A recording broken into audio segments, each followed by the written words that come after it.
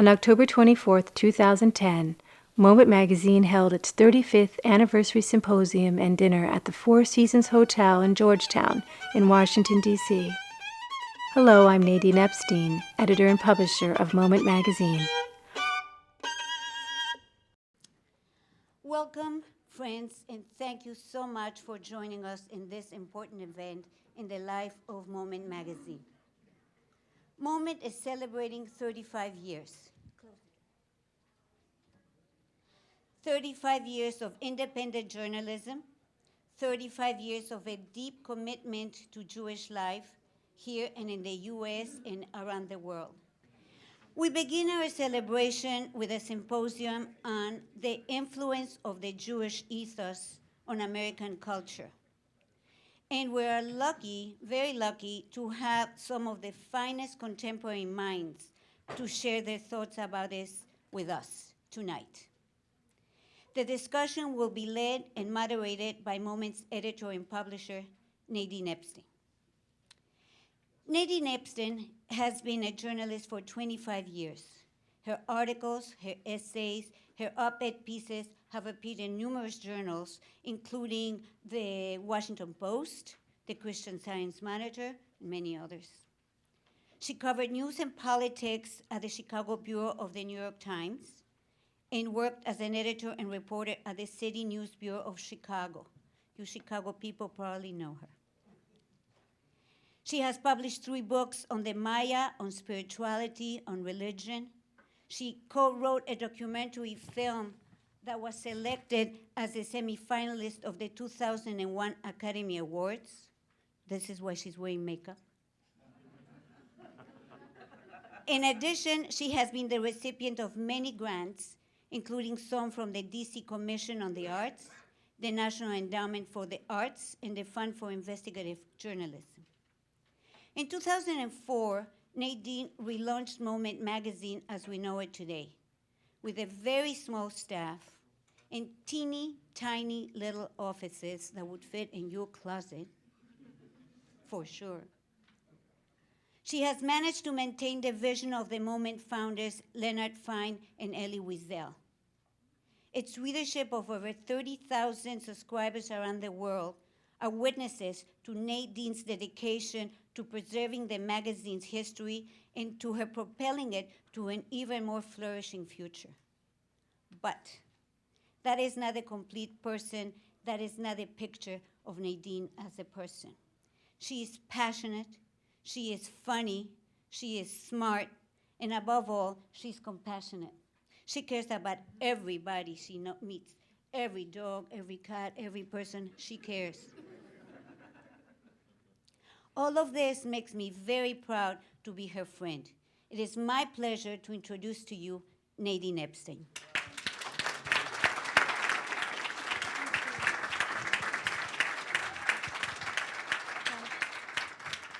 Thank you very much. I want to welcome you all to our 35th anniversary symposium. This is the culmination of a very exciting year. We have had a number of events across the country. We have a brand new digital edition. We have a new website, and we launched a new newsletter, that's electronic newsletter, called The Fix. And we did a symposium in our May-June issue, where 70 luminaries, from Ruth Bader Ginsburg to Leonard Nimoy and Mel Brooks, all answered questions: what does it mean to be a Jew today, and what do Jews bring to the world? Likewise, today, we're asking our wonderful guests here, our symposium honorees, big questions. Our topic is the influence of Jewish ethos on American culture. Well, Jews have played a significant role in shaping the United States, be it in law, business, entertainment, scholarship, or science. To be sure, American society is great because it's a mix of many different cultures and heritages, but it's clear that Jews have had a crucial, and considering our small size, extraordinary influence. Today we explore that influence, how it developed, and what it could mean for the future. And let me introduce our guests. Sitting right next to me is Kenneth Feinberg, an attorney. He is the White House appointed administrator of the BP Gulf oil spill escrow account Before that, he was Special Master of the U.S. government's September 11th Victim Compensation Fund and also administrator of the Hokie Spirit Memorial Fund at Virginia Tech after that university's terrible tragedy. Next comes Anita Diamant, who is a writer and a journalist. She's the author of the wonderful and internationally acclaimed fiction book, The Red Tent, Day After Night, and nonfiction books like The New Jewish Wedding. She's also the founder of Mayim Chaim, which is the innovative community mikvah that's based in Boston. Judea Pearl, Bob Mankoff, how can I forget Bob?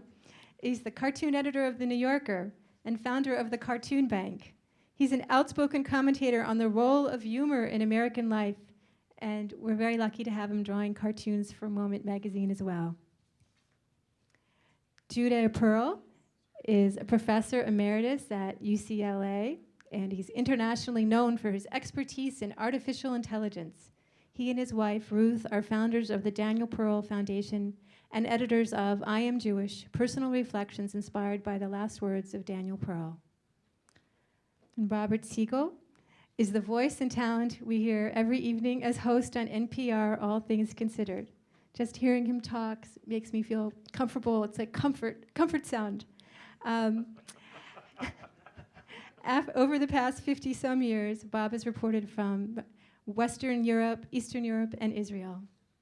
And last but not least is Stephen Joel Trachtenberg, the 15th president of George Washington University. He's currently a professor of public service, and he's the author of many books, including Thinking Out Loud, Reflections on Higher Education, and Big Man on Campus.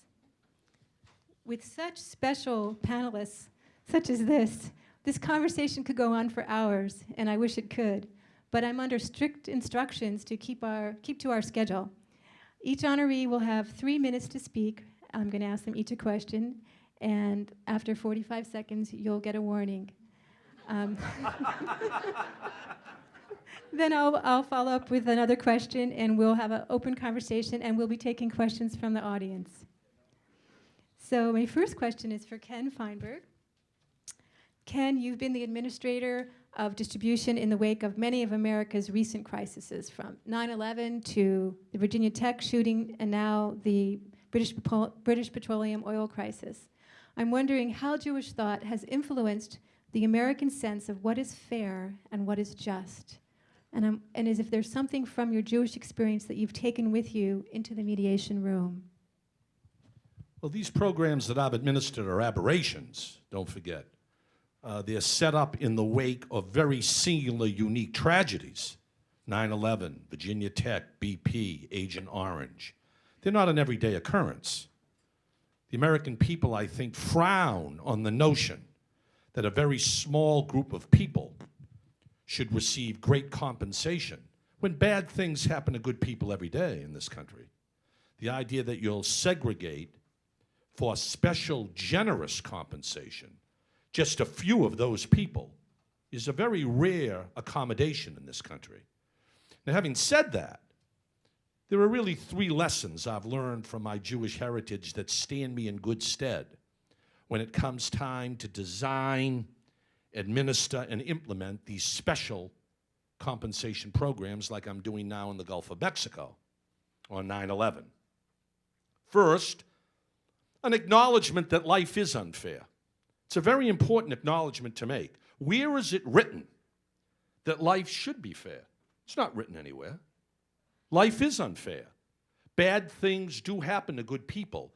And that resignation, that recognition not to ask or spend a great deal of your time trying to fathom how people can run planes into buildings in New York, or how oil can gush around the Gulf of Mexico, threatening the financial livelihood of people in 5 states. I mean, that's the first lesson you learn, which is don't brood about it too long. Second, I think a healthy skepticism about human nature. When you look at these tragedies, for the most part, they are implemented by human beings who, however perverted it may be, however lax they may be, however negligent, however reckless, however misinformed, I think it's a good idea to recognize when you do what I do, that there's no guarantee that you're dealing with reasonableness here. And I think that stands you in good stead on the basis of my heritage. And the third point I'd make is the absence of resignation about these disasters. Bad things happen, that doesn't mean that I was brought up to believe in predestination. I mean, the fact of the matter is that the response to these tragedies, the decision made by public policy makers, statutorily, publicly, privately, to deal with the impact of these tragedies by coming up with a creative solution to these tragedies, rare as they may be, I think is part of my heritage. The fact, well, just because it happened, that doesn't mean we roll over and don't try and help. So all of this discussion about compassion and respect for the little man and all of that, I think is part of a decision that I grew up with, that when bad things do happen, that's no reason for you to step back and just accept it. There are resolutions and there are solutions. Thank you very much. Anita, you're the only woman on the panel. You noticed. Yes. And you're known for your feminist outlook as expressed in your novels, your nonfiction work, and as founder of Mayim Chaim. Feminism has deeply influenced Judaism in the 20th century. How has the combination of Judaism and feminism helped shape American society today? Could we even say that the feminist movement was sparked in part by Jewish women and Jewish thinking? Big question. I don't think we could take all the credit for that, as much as we would like to. I actually think that Judaism and feminism and American life are braided together, certainly in my life and in the end of the 20th century, in the 21st century, in powerful ways that, and that they inform each other. So I don't think it's causal in that way. I actually think that the American experience, the second wave of feminism at the in the 70s and 80s, and Jewish ethics and the tendency of Jewish women to state their opinions frankly, if not always publicly, but certainly we've always had our voices, even if they were just at the kitchen table rather than in public. So I think that braiding together of those three things has created a tremendous force for in the larger American scene in terms of politics, education, the arts, just everywhere. In Jewish life, feminism in America in particular, and American Jewish feminists are the leaders on the world stage here, have really transformed Jewish life from top to bottom. The next issue of Moment magazine, which you can hold up, is about an Orthodox woman rabbi who's just ordained in New York by Rabbi Avi Weiss. And I think that is a uniquely American experience of a modern Orthodox community ordaining a woman as a rabbi. And that is an expression, certainly I think, grounded in Jewish morality and ethics. If we are all B'Tselem Elohim, made in God's image, that includes the girls. But to really take that seriously has policy ramifications in every part of Jewish life. And I think we're seeing that throughout the American Jewish community. And I think that strengthens the American Jewish community. When you empower half of your population, it's good for the people. When you empower half of that kind of population in America, it's good for the American community as a whole. So I don't see it as a before and after kind of thing. I really feel, and I feel enormously blessed to have been born when and where I was. There is no other time in Jewish history that I would have wanted to be born. Maybe 100 years from now, I'd be curious to see what's going on. But certainly there is no time in the past that I would have wanted to be a Jewish woman or have brought a daughter into the world either. So I feel like I hit the jackpot. Thank you very much. Bob, as cartoon editor of The New Yorker, I know you've thought a lot about humor, and you've thought a lot about Jewish humor. We've talked about it. Did Jews help create the American humor industry? And if so, how? Well, the first thing I want to say is, before I answer, I want to see if I got a really good present. You did, because it's something that I really wanted. So we got it for all of you. Secondly, I really would, these are the timekeepers here.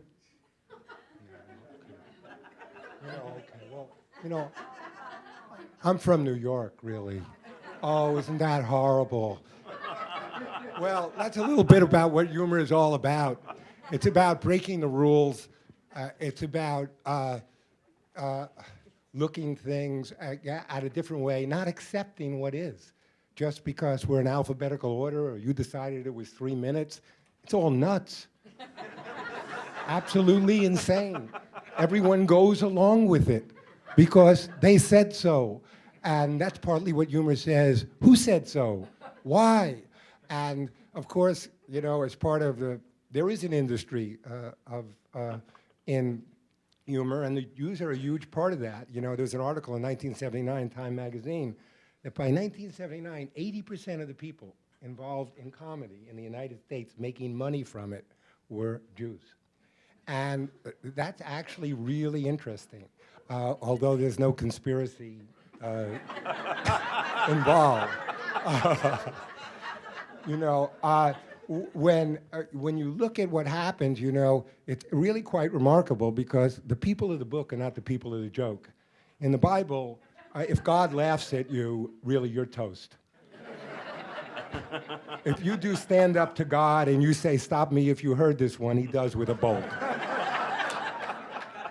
It's not really until the Eastern Jewish European experience, the experience of assimilation, the experience of coping and survival, the crazy Talmudic reasoning, all of this coming together in this sort of cauldron of logic and illogic, which gets exported to the United States, vaudeville, film, television, which makes Jews really the foundation of Jewish humor and really American humor, because what Jews were able to deal with is not only coping, but anxiety. Hey, I'm from New York. You want to come up here?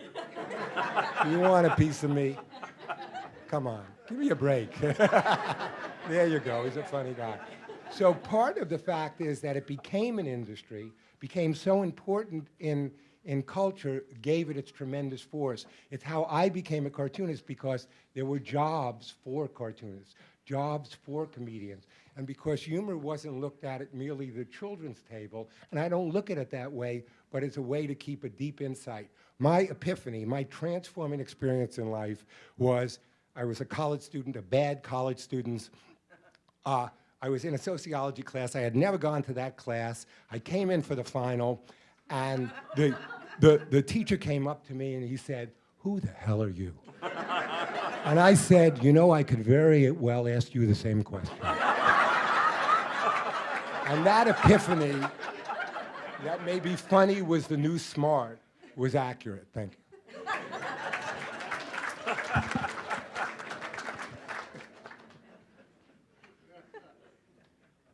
I can't wait till we open this conversation up. Judea. How has Jewish thinking, we're going to, something completely different here. How has Jewish thinking impacted the fields of math and science, including artificial intelligence? And is there something about the United States that makes it a good place for a scientist to do his or her work? First, it's the first panel in which I am the only scientist. I mean, but being Jewish, being minority is part of being. I feel at home. The love affair between Jews and science is an old as Jewishness, but it's a very funny. Speaking about humor, a very funny love affair. It's almost as funny as a Hollywood movie, because it starts in the Great Divorce and end up in a very passionate, I would say, Getting me excited. Embrace. I'm glad I stopped here. Yes. Embrace. And Passionate embrace. Still embrace until today, and everlasting, I think. You know, my thinking is that Abraham was the first scientist.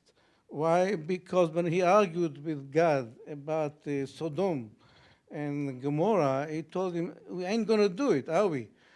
What about if you found 50 righteous people in this time?" And God, so what?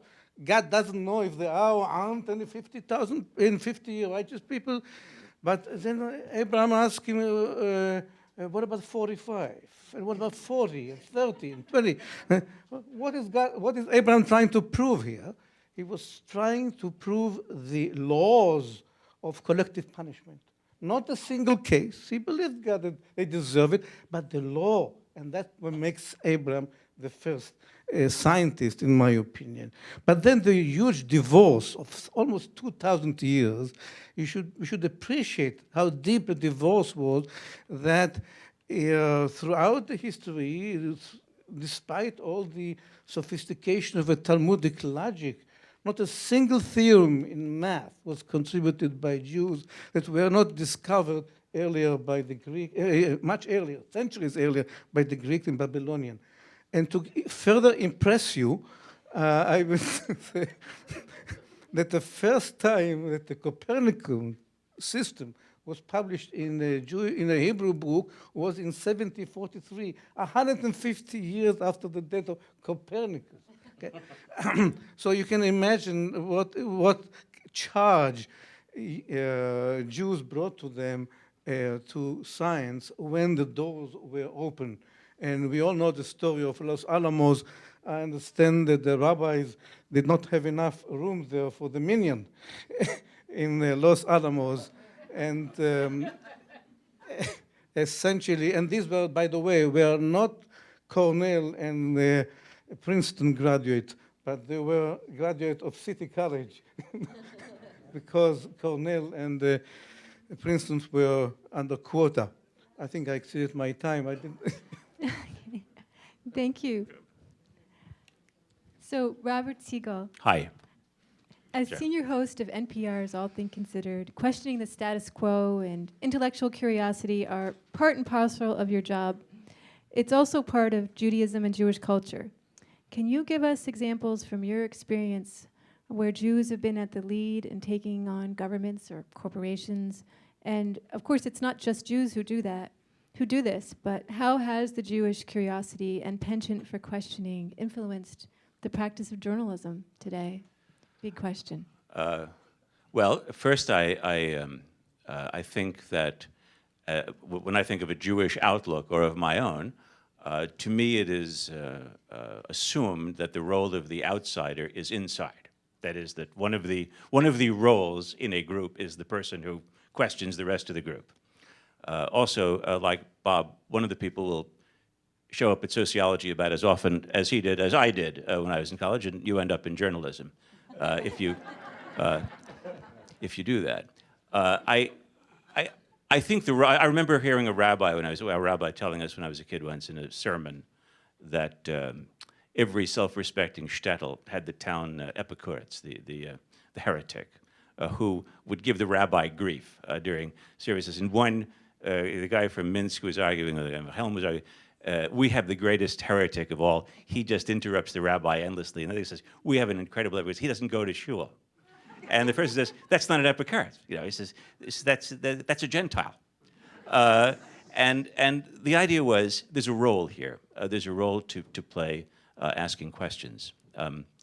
Once I interviewed Adin Steinsaltz, the Talmudist, as that huge project was coming out. And I asked him about this pattern of this kind of discourse in which questions lead to questions, lead to questions, lead to questions.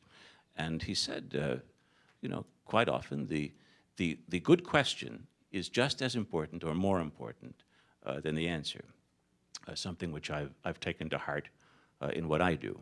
I'd like to think that it's a Jewish impulse of both repairing the world. Perhaps in our times it has more to do with our lot in contemporary America and what American society is like, but I certainly think that among the great journalists who have taken on powers that be, from Seymour Hersh or the late and dear friend of mine, Daniel Shore, that it never surprised me at all that they were Jewish. Something seemed entirely consistent with a stance of questioning authority, and also a feeling that what you're doing is a very important role. You're not outside society. You're the outsider on the inside. So that's my answer. Thank you. This is Steve. Jews are known as the people of the book, and we're also known for our analytical Talmudic tradition. As the longtime president of GW, I wonder how you see Jewish thinking, how it's impacted academia and higher education and even teaching methods. And of course, Jews are also known for their value of education. Has this become part of American culture? I had a roommate. I had a roommate in law school who was a Methodist from Maine, and I once brought him back to meet my parents in Brooklyn, and we stopped off at Mrs. Stahl's, and he looked at the sign, and he came in, and he said to the guy, "I'd like a potato niche," and and the man behind the counter laughed so hard, I was so embarrassed. We fled without getting anything to eat. We have become very cavalier about the role of Jews in American academia, but I think it's largely a contemporary phenomenon. I can assure you there weren't any Jews in 1636 when Henry Dunster founded Harvard. And indeed, if you take a look at the title of Abraham Sacker's biography, A Host at Last, what he meant was, of course, that Jews had been guests in American universities for a long, long time until the founding of Harvard, of Brandeis. I remember as a young dean once having a conversation with somebody who said to me that I should abandon all ambition to become a university president. It simply wasn't going to happen in this country. And I have lived to see, I just made a list, Jewish presidents at Harvard, Columbia, Yale, Princeton, Penn, Dartmouth, and Cornell. I'm not certain about Brown, but I know about the others, and I could give you names. So, and many other American colleges and universities. That seems to me quite remarkable. But more significantly than university administrators, who are, after all, bureaucrats and functionaries, not the real heart of universities, the professoriate has been significantly Jewish for a long time. And a lot of those people, of course, were graduates, somebody said, of City College. One thinks of Felix Frankfurter as a prime example of a City College graduate who goes on to become a professor at Harvard Law School and later a Supreme Court justice. Jews have brought scholarship and values and tradition, but it's very interesting because just as they have impacted on the universities have secularized them. And the percentage of Orthodox or practicing Jews in the academy, it seems to me, are very modest relative to the number of people who are Jewish simply because their mother and father preceded them in that particular tradition. So I think the dynamic has been quite extraordinary for a long time, sufficiently so that I think many of the values of the academy are, in fact, values that one could say were Jewish, having to do with argumentation and disputation and freedom of thought, which we can't give John Dewey complete credit for. And even he, I think, was a little Jewish. I read someplace he wanted to be Jewish. Thank you very much.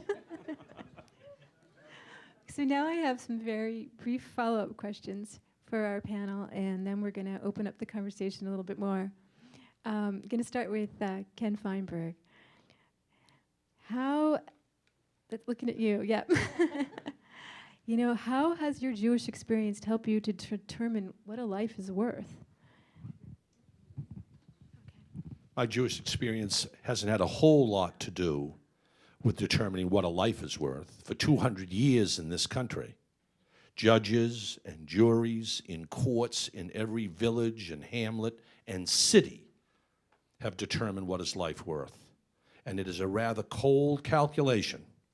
Take a look at the victim, find out what he or she was earning, find out how long they would have worked, multiply the numbers, add something for pain and suffering and emotional distress, and there is your net worth.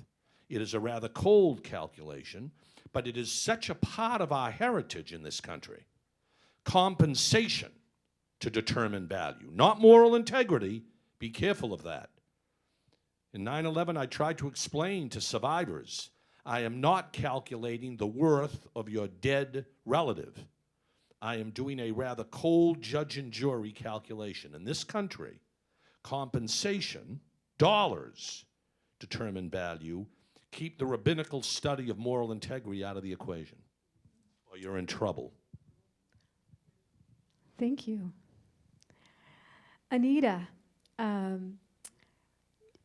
Jews have had a big impact on American literature, and I was wondering if there are any favorite authors that you have who were that, as an example, where a favorite, how have Jews impacted American literature, and is there any author that you'd like to tell us about? I don't know why this question always makes me freeze like a deer in headlights. I can not think of a single writer when anyone asks me that question. Of course, Jews continue to be a big influence in American literature, and we have for some time. I've actually been recently doing some research on popular literature written by women at the turn of the 20th century, Mary Anton and a whole bunch of other people who've completely disappeared from sort of public memory, from collective memory. So we've been part of the great letters, I think really mostly in the 20th century, but we've also been part of popular literature as well, and sort of the romance of the immigrant making it in this country, especially women making it in this country. And I think that's only going to continue. I remember a couple of years ago people bemoaning, oh, it's going to be the end of Jewish letters, the great names are dying, the great men of Jewish literature in the 50s were dying, and of course, we're seeing great renaissance, an endless number of young writers. The list, of course, we do this listing in the New Yorker's, how many writers under the age Under of 40. Under 40 writers, and if you counted, we were overrepresented as usual. So I think we will continue as outsiders to be commenting in literature and in all the arts, really. Certainly in film, on the stage, the fine arts, on and on. How can we still be outsiders? Because this is still a Christian country. I mean, if you stand yourself outside of that in any way, it's still countercultural, I think, to be Jewish, to identify yourself that way, whether or not you go to shul, to identify yourself as not, not mainstream in that way. I think we still can claim that mantle. So, Bob, Jews are bound. Incidentally, why do I not want Ken Feinberg to be my insurance claims adjuster?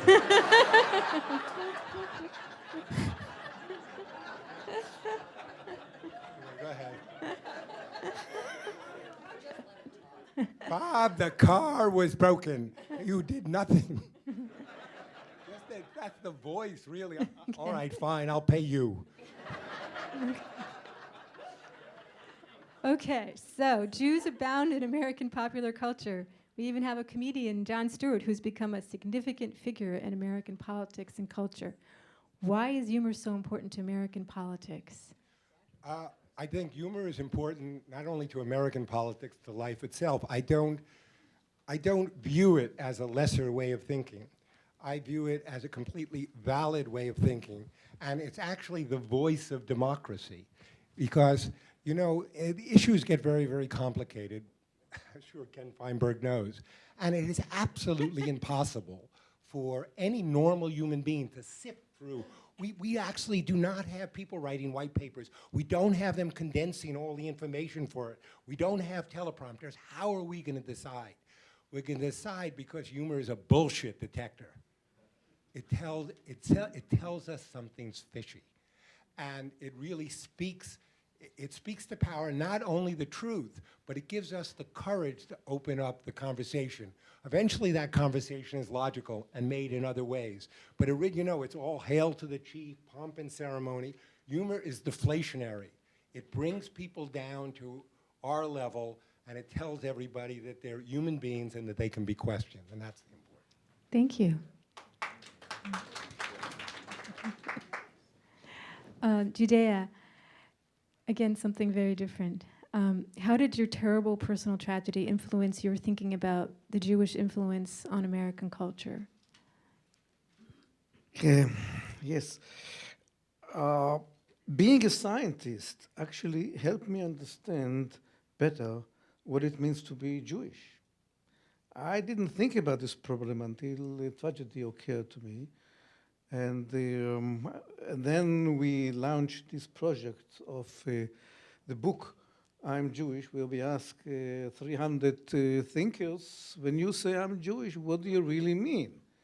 And explaining to them what the question is took a lot of scientific thoughts, because I had to convey the question verbally, things which I haven't done until the tragedy. So that helped me a lot.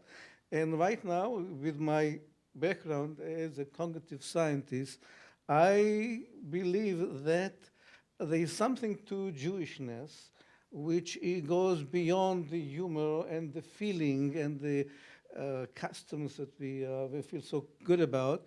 Our sages, I tell my students, were great cognitive science inventors. They knew how to embed morality in the right cognitively meaningful way. Thank you. So, Robert, we hear a lot about Jews controlling the media. Do Jews actually have too much influence in the media? No, they don't have. They don't have too much influence on the media. Although Jews have played an extraordinary role in the development of American media, from people whom I was wondering as we were going in here whether we could talk about a Jewish ethos in the context of Joseph Pulitzer or Walter Lippmann, if they would have recognized that description as remotely describing them. But ethos or not, there have been a lot of Jews who have seen the connection between language, smarts, intelligence, and enterprise, and we are, as I suppose in the academy, proportionally overrepresented in the media. I find nothing either troubling, dangerous, or uneasy about that, and we are hardly the dominant majority of these institutions. It is not as though every news organization empties out on Rosh Hashanah. So Not at all. for me, true and good for us, and certainly not bad for the country. Thank you. So, Steve, you're a professor of public service. And why is it that so many Jews choose public service? They do it for the money.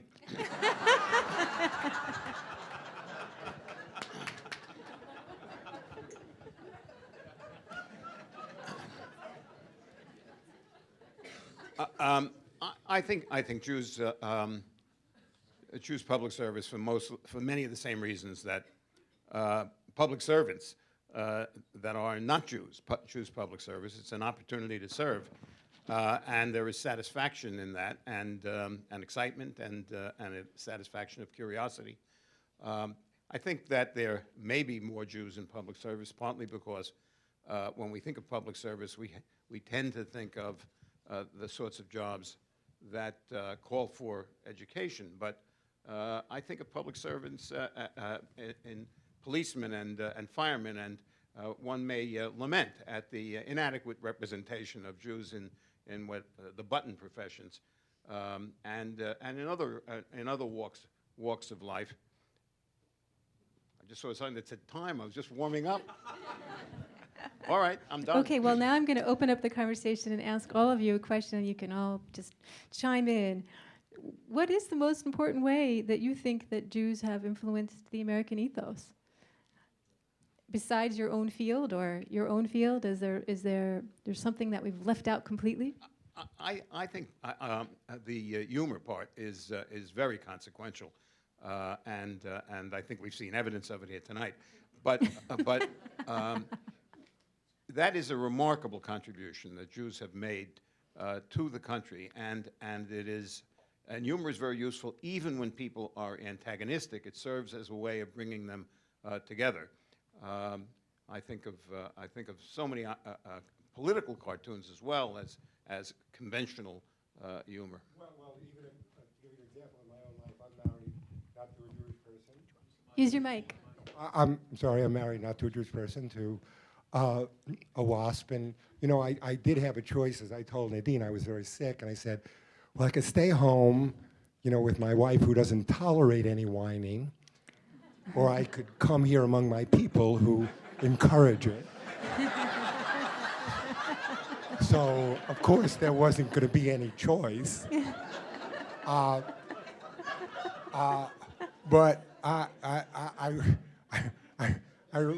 when my wife and I were courting, we'd have these constant things. She'd say, "Why are you arguing with me?" I said, "I'm not arguing, I'm Jewish." So part of it, and I think part of the, what humor can actually be quite horrible, mean, cruel. It's absolutely no, and actually that's its root. But it also has this other dimension. And part of this dimension was very much part of the Jewish experience, the teasing, the loving teasing almost that went on between Jews, especially in the assimilationist experience. Groucho Marx tells this great anecdote. It's in the 1920s. And Otto Kahn, this philanthropist, who contributes to the Metropolitan Opera, is walking with a comedy writer, screenwriter, William Wilder.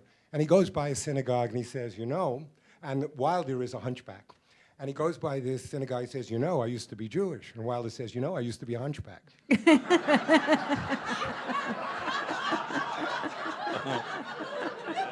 And there's something very deep in that. We all, whether we know it or not, we all have these very, very deep, cultural roots. And we have it as Jews, even the ones who are not religious or don't think of themselves. There must be a lot to that story, because I heard it about Steinmetz and somebody else. So, and the place where I read about it is the moment which I think in nowadays, our American Jews in our time, what I think the real legacy has been. And that is, I read it in an essay by Isaiah Berlin. And in the late 40s, after Israel comes about, there's this argument between Berlin and Arthur Koestler. It's a Jewish country now, so what are you? Are you a Brit or are you a Jew? Take your choice. And that was Koestler's view, was probably the view of lots of other Europeans. And Berlin's view was, there's no choice. You don't have to make that choice. We are many things. We have many different layers to our identity. I'm both these things. And I think that a lot of the identity politics in America ever since, the notion of what we expect people to become, whether they can identify themselves equally as Americans, but also as Jews or blacks or women or gays, whatever it is, I think is an area of space that American Jews help kick the door open to, that we insist that we're Jewish and we're American and no conflict there. So I think that's a legacy that we have bequeathed to the country generally. Incidentally, there used to be a saying in English which was, dress British but think Yiddish. I'd like to echo. I think the greatest impact that Jews made on the American public is being a mirror of success story. A mirror of something Americans are proud of, and this is freedom. As opposed to Europe, where Jews were a mirror of something Europeans are ashamed of, and this is bigotry. And this is a major thing. Let me ask this question, though. I'm curious about these comments about the legacy of Jews in American life. Where is it taking us?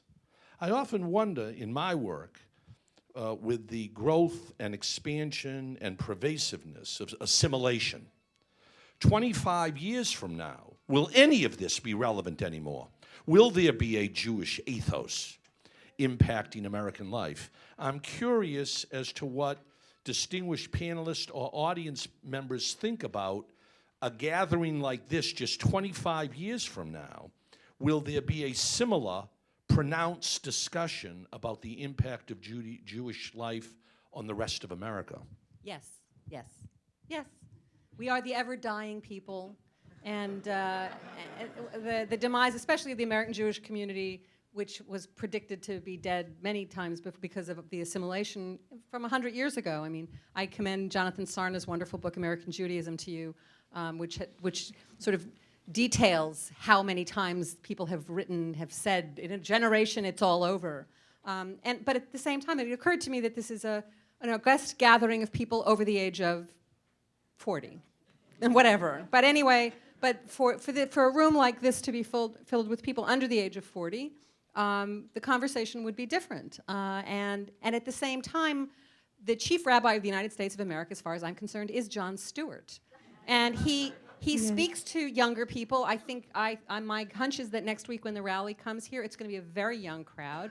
Yep. And Jon Stewart is the most unabashedly Jewy guy that we've ever seen on the public scene. I mean, my jaw drops every single night, practically, when I watch him religiously. That he... What's his real name? What's his real... Leibowitz. Jon Stewart Leibowitz. We did a great story on him in a moment. But, Right, he changed it because he said it was too Hollywood. It was too, well, he also said, yeah, his brother is still Leibowitz, and he's a estranged, scientist. and he's estranged from his dad. He's estranged from his... Okay. Yeah. In any case, I just want to say that that when Adam Sandler came on the show, he actually said, he called him out by saying, Baruch et Adonai, and it was like his bar mitzvah speech, and Adam responded. And he assumes that in kind, you know, like it was his bar mitzvah.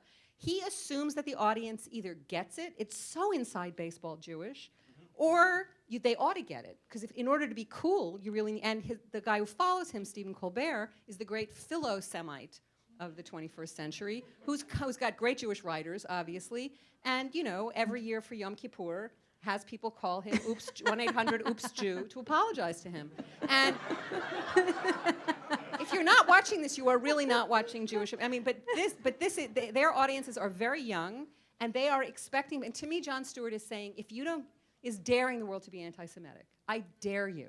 Well, it's all changed. The American culture today it's so totally comfortable to be Jewish in most ways, except on the very fringes. I mean, Judaism is very cool. It's for people who aren't Jewish, it's fascinating. People want to learn about Judaism. They want to learn about Jewish culture. And, you know, Jon Stewart sort of helps that along.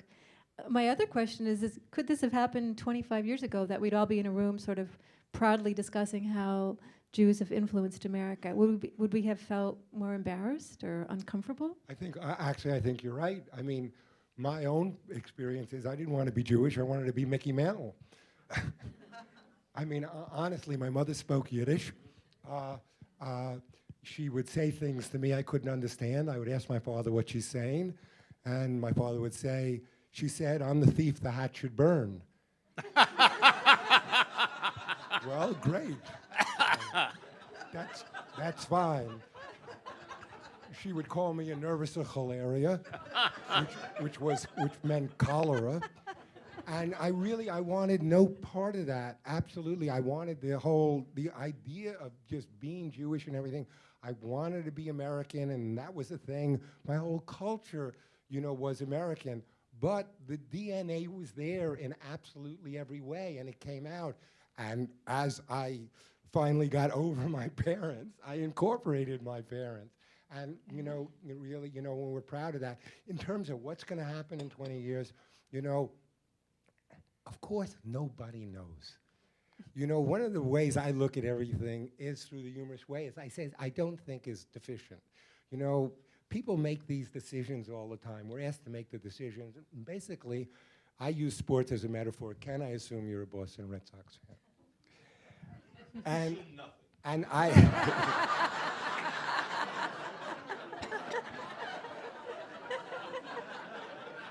look, I Googled it. You're a Red Sox fan.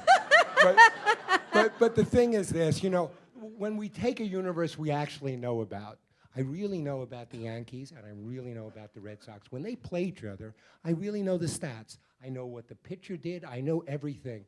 And I don't know what's going to happen. Now, why is the war in Iraq easier than that? Well, if anyone can ever explain to me, wow, the decisions we make when we actually know less than we know about sports and it's unpredictable. So that's sort of the way I view everything, through that prism. I should perhaps point out, where I grew up in Brooklyn, even the Gentiles were Jewish.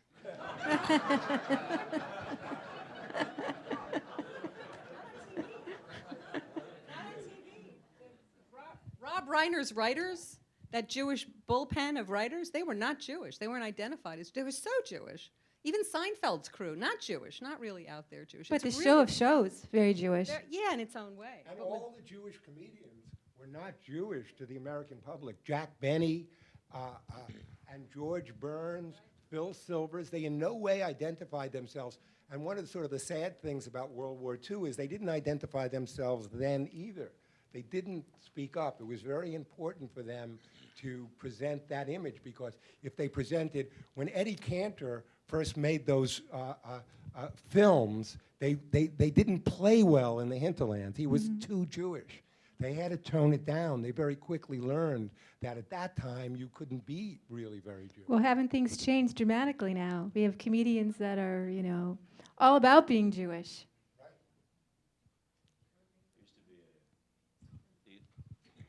There was the comedian, is it Stanley Myron Handelsman, used to say, "That's my stage name. I'm really Scott Monroe." Is my name. I think there's something very healthy about the Stewart Colbert phenomenon, and I think that it always reminds me of the first time at an utterly non-Jewish wedding when I saw the bride and groom hoist up on chairs with an African. It took me a while to figure out what was going on, or if I didn't understand these families as well as I thought I had. There's been a tremendous amount of seepage of Jewish culture and practice into a big stratum of American life, not the whole of American life. I think there are large parts of the country and large parts of the population which would find a lot of this bizarre. Come on my next trip down south. Yeah, that's right. I think that might be a little bit different, Ken. So This makes a lot of Jews very nervous Yeah. too. I Yeah. mean, this is the seepage, Well, kind of factor. I find it to be wonderful. Yeah, the movie executives. But I'm telling you. The movie executives who were toning down the Yiddishkeit of these people were Jews who had toned down their own Jewishness, as we know, and I think that's a lot less true today. I think there's a much greater confidence in authenticity, that you're allowed to express yourself and identify yourself, and nobody should call you on that. So I think that's changed over the past 25 years. The other part of the Jewish experience is the Zelig experience. That other part, which is very, very different. The ability of mutability, that you could come here and you could change. So Neil Gabler wrote that wonderful book, How the Jews Invented Hollywood. I mean, Kirk Douglas is an American, is a Russian immigrant who's presented as a cowboy, a real cowboy to Americans who they embrace. And also the other part of that experience is the Jews wanting to reach out to other cultures. Love of black culture, interest in jazz, interest in all these other forms. Jews have always been really involved in that, not only interested in their culture, sometimes rebelling from their culture, but embracing and becoming expert in other cultures and championing them. I would just recommend, for an audio example of this, a CD that recently crossed my desk called Black Sabbath, which is a compilation of African-American artists singing songs associated with Jews. Track 1 is Billie Holiday singing My Yiddish Mama. And the last track is Johnny Mathis with full orchestra singing Kol Nidre. Oh, wow. And it's an experience that can truly set one ruminating on the Jewish condition in America in our time. Well, there's something also about Jon Stewart, how he always makes fun of the fact that he's changed his name, because he brings it up all the time. And for generations, when Jews changed their name, they never mentioned their names before. Those names were just passed. And so here we have this kind of self-awareness, which I think is also somewhat significant to our time. Stewart's quoted in the Forward this week, saying the 3 most consequential Jewish sites in the world are the Western Wall, Zabar's, and the 92nd Street Y. I've been told we need to wrap up our conversation so that the audience can ask questions. Hi, my name is Neve Ellis. I'm the Rabbi White Fellow at Moment Magazine. So this question is for Ken Feinberg and Stephen Trachtenberg. In a famous New York Review of Books article, Peter Beinart describes the different views of young Jews on Israel and progressive values. What do you see as the views of younger Jews on Tikkun Olam? Should older Jews help influence this view? Really 2 very different questions. I think younger Jews are very committed to Tikkun Olam. I think they are determined, in fact, and that may even be the answer why they go into public service, to make the world a better place, to heal the world to the extent that they can. And it may explain why they go to law school and medical school, aside, again, from the money. But I don't think we ought to ignore that. You know, I kind of think that's an important cultural thing in America. But as to Israel, I think we're walking on very thin ice. I think as the years go by, when the active memory of the creation of the State of Israel, and perhaps even more importantly, the Holocaust, is further and further away, young Jews are becoming more critical. They are prepared to criticize Israel, and no longer feel that it's a betrayal of their Judaism to be critical of Israel. I think when I grew up, our attitude was we didn't want to give comfort and support to the enemy, and so therefore you supported Israel right or wrong. Today, my son will have none of that, interestingly enough, it's an interesting tension in our relationship, as I am representative of one generation, and he, I think, of another. That said, there are two Jews, there are four opinions, and so you will find on the university campuses many young people who are very committed to Israel and very enthusiastic.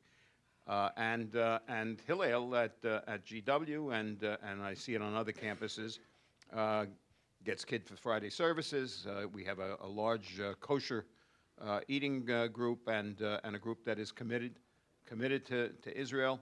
The Birthright Initiative has been very consequential in that regard, and so we've had a larger and larger percentage of young Jews who have experienced the trip to Israel, and that's been very important as well. Someone asks, what is your greatest disappointment with contemporary American Jewry? Yes, that's for the panel.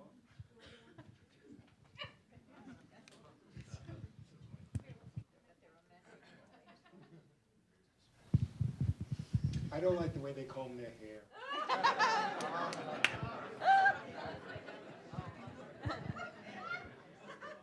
That question makes no sense. I mean, it acts like there's a whole, bunch of what is American Jewry. It doesn't act in concert. It doesn't have an opinion in concert. There are American Jews who I agree with, disagree with, like, dislike, marry, divorce. I mean, I've had the whole experience. I mean, I just don't think that makes any, I will say on the question of Israel, I recommend to everyone this fantastic book that won the Booker Prize by Howard Jacobson called The Finkler Question. Finkler, throughout the book, is a euphemism for Jewishness, for Jews. And he somehow denatures the whole thing about the Jewish question by constantly calling it the Finkler Question. The book is so intertwined with humor and comedy and sadness and tragedy and truly explores these questions in the deepest way possible. I recommend that book. And I'm disappointed that more of American Jewry is not reading it.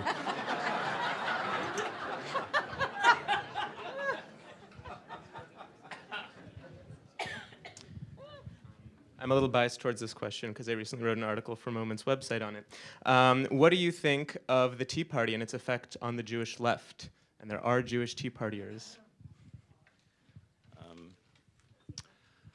I spent a week among the Dallas Tea Party several months ago to figure out what they were all about.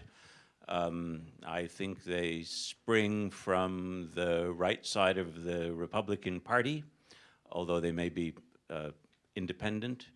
I don't think they are quite so socially conservative as some other right-wing movements out of the Republican Party. They really are, I think, a lot of people whose small business got ruined in the past couple of years, whose big house that they gambled on is now worth a third of what it used to be worth, whose 401k, which they had instead of a defined benefit pension, is worth maybe 60% of it was a few years ago.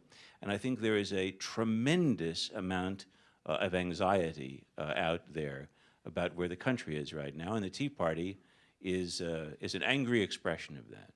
What it means for, whether it's good for the Jews or not, which I guess is the question. I would say, I've heard it said, I've heard people feel that the the way in which Wall Street is expressed in Tea Party discourse. Some people hear the unspoken words Jewish bankers in that line. I have to say that that wasn't my experience of the folks I met in Dallas, and I thought that just as the rest of the country has moved on about racial and minority issues in the past decades, I met people who were extremely conservative and had non-white spouses and mixed-race families, and I didn't think that was as big a hang-up with them as it would have been among, say, Birchers 40 years ago. So I'm not sure it has any particular implications, or I came away from my story not feeling it had any particular implications for the Jews. Others may feel otherwise. I think, though, it's very un-Jewish. I mean, it revels in ignorance. I mean, it trumpets it. I don't know this. You know, it doesn't want to know. The idea that there's one simple solution, that there's not nuance, that it's, you know, get government off our backs. This thing of not really wanting to delve into issues, even if they're incredibly complicated issues. I mean, I'm just saying, if you had a Jewish cup, you wouldn't like that. This is the final question for the whole panel. How are American Jews to think about Israel? I've got enough problems.